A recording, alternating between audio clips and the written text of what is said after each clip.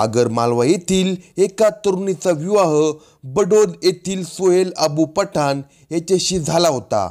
November 2020 मध्ये लग्न सोहळा रीतिरिवाजाप्रमाणे झाला आणि ती सोहेल बरोबर नांदायला आली.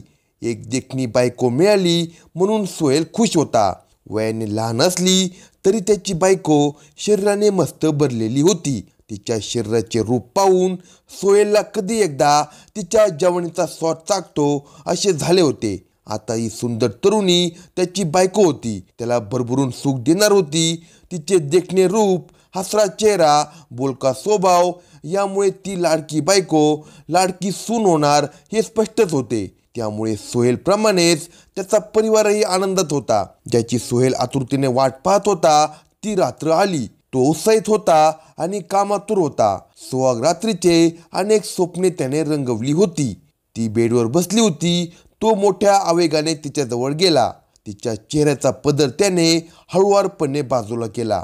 तिची नजर त्याच्या नजरेला भिडली. तो पुढे होऊन तिला मिठीत घेणार इतक्यात त्याचा मोबाईल वाजला. त्याने क्रमांक पाहिला तर तो फोन त्याचा साडू नूर मोहम्मदचा होता. नव्याने नात्यात तयार झालेल्या साडूने आता कशाला फोन केला असेल असे म्हणत त्याने फोन कानाला लावला. पलीकडून त्याचा साडू नूरचा आवाज आला. तो म्हणाला, तुझ्या समोर आहे ती तुझी नाही माझी बायको आहे. मी तिला खूप आधीपासून ठेवली आहे. ती माझी आहेस. तिच्या अंगाला हात लावलास तर याद राख. पलीकडून आलेल्या या धमकीने 22 वर्षाच्या सोहेलच्या तळपायाची आग मस्तकात गेली. आपली फसगत झाली. विवाहपूर्व संबंध असलेल्या मुलीशी आपला विवाह लावून दिला. तिच्यावर तिचा मेवना हक्क सांगतो आहे. आपल्याला फसवणाऱ्यांना आपणच का माफ करायचे या प्रश्नाबरोबरच त्याने नूर मोहम्मदचा काटा काढण्याचा पण केला. तो तसाच आपल्या नववधूजवळ गेला. तिला म्हणाला, तुझ्या दाजीचा फोन आला होता असे म्हणत त्याने तिला मिठी मारली. तिने कसलीही प्रतिक्रिया दिली नाही. त्यामुळे त्याच्या रागात भरच पडली. मला का फसवलेस? तुझे नूर मोहम्मदशी संबंध आहेत.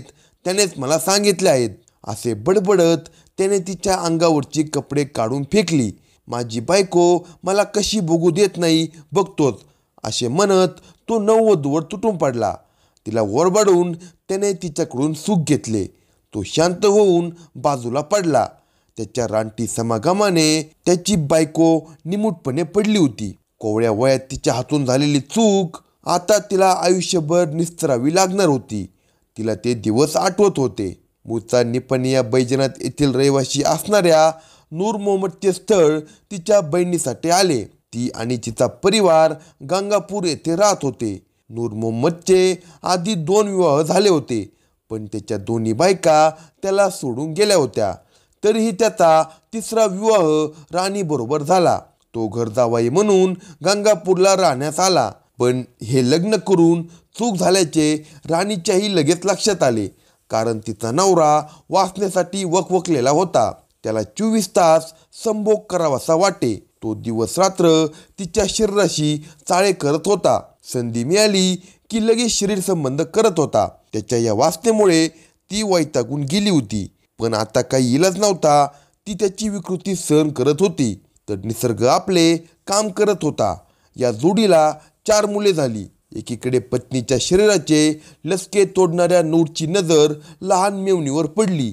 जवानीच्या उंबरट्यावर पाऊल ठेवलेल्या त्या नवतरुणीच्या देहावर जवानीच्या खुणा उमलू लागल्या होत्या. तिचा तो सुंदर देह पाहून कोणाच्याही मनात काम भावना जाग्या होणार होत्या.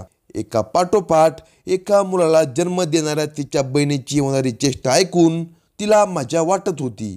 बहीण वैतागून नवऱ्याबद्दल घाण बोलायची तेव्हा तिच्या मनात उत्सुकता वाढत होती. इतर बायकांना 2-3 वर्षांनी मुले होतात, पण आपल्या बहिणीला मात्र 6-6 महिन्यातच पुन्हा दिवस जातात.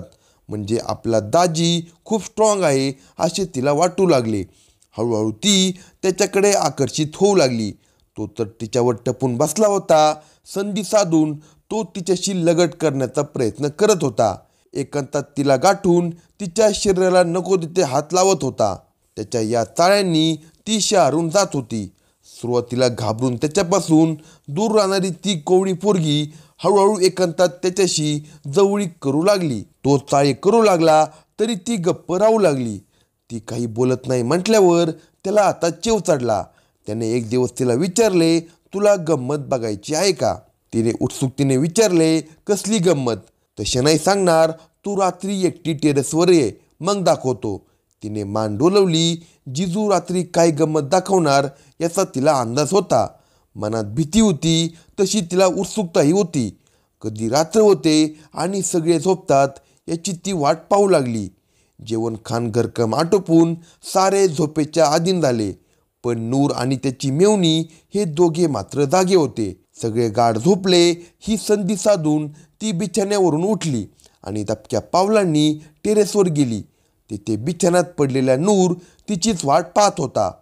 तिला पाहताच त्याने तोंडावर बोट ठेवून गप्प राहण्याचा इशारा केला. ती त्याच्याजवळ गेली तसा तो उठला. त्याने तिला मिठीत घेतले. त्याने जोराने ओढल्याने ती त्याच्या अंगावर पडली. तो तिला मांडीवर घेऊन बसला. तिच्या नाजूक देहाभोवती त्याची पकड आवळली होती आणि त्याने तिच्यासोबत कामक्रीडा करायला चालू केली. तिला वेदना जाणवत असल्या तरी एक अनामिक सुख मिळाल्याने हलके वाटत होते. काही वेळाने ती निघून गेली, पण त्याने डाव साधला होता. ती त्याच्या जाळ्यात सापडली होती. आता तो तिला कधीही भोगू शकत होता. त्यांच्यातील या अनैतिक संबंधाची कुणकुण तिच्या वडिलांना लागली. तसे ते सावध झाले. या कानाची खबर त्या कानाला लागण्याआधी त्यांनी जावई नूर याची गोड बोलून हकालपट्टी केली. तो त्याच्या गावी म्हणजे निपानिया बैजनाथ येथे परिवारासह राहण्यास आला. नूर मोहम्मद 4 मुलांचा बाप होता. तरीही त्या नरधामाची विकृत नजर विशीतील मेवणीवर होती. तिचे त्याने लैंगिक शोषण केले होते. इतकेच नाही तर तिचे लग्न झाले तेव्हा तिच्या सुहागरातीलाच तिच्या नवऱ्याला फोन करून धमकी दिली होती. त्याची ही विकृतीच त्याच्या नाशाचे कारण बनणार हे त्याला माहीत नव्हते. जे झाले ते विसरून तो शांत बसला तर तिच्या संसारात विष पसरले नसते. ऐन 22 वर्षाचा साडू दुश्मन बनला नसता. नूरने फोन करून बायकोबद्दल सांगितले तेव्हापासून सोहेल चिडून होता. एक ना एक दिवस नूरचा काटा काढायचा हे त्याने पक्के केले होते. त्या दृष्टीने त्याने जमवाजमव केली. त्याने चुलत भाऊ जाफरच्या मदतीने कारस्थान रचण्यास सुरुवात केली. सोहेलची बायको गर्भवती होऊन तिला मुलगाही झाला. तिने माहेरी मुलाला जन्म दिला होता.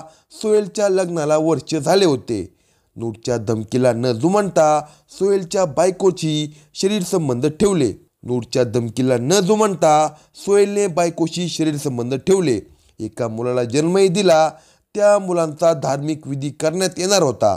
त्यासाठी सोहेल सासरवाडीला म्हणजे गंगापूरला दिनांक 30 ऑक्टोबर रोजी आला. तिथे इतरही नातेवाईक आले होते. सोहेलची नजर साडू नूर कुठे दिसतो का याचा शोध घेत होती. पण नूर काही त्याच्या नजरेस पडला नाही. त्याने जरा चाचपणी करून घेतली तेव्हा लक्षात आले की तो त्याच्या गावीच आहे. नूर एकटाच त्याच्या गावी म्हणजे निपानिया बैजनाथ येथे आहे ही माहिती मिळताच सोहेल तयार झाला. त्याच्यासोबत त्याचा चुलत भाऊ जाफर होता. त्याला सोहेलने सोबत घेतले. दोघे गंगापुरातील कार्यक्रम सोडून निपानिया बैजनाथला पोचले.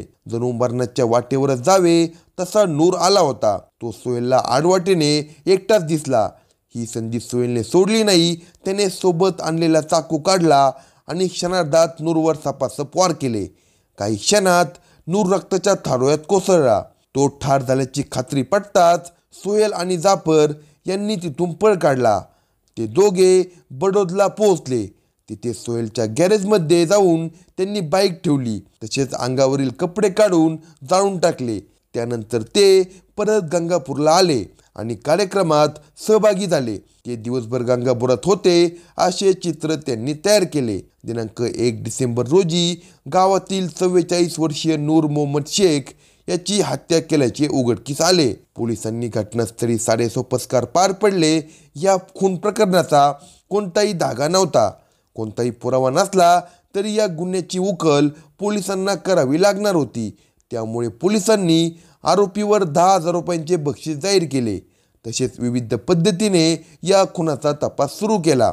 या तपासात नूर आणि त्याचा साडू सोहेल यांच्यात वाद असल्याची माहिती समोर आली. पण घटना घडली तेव्हा सोहेल गंगापुरात असल्याची चर्चा होती.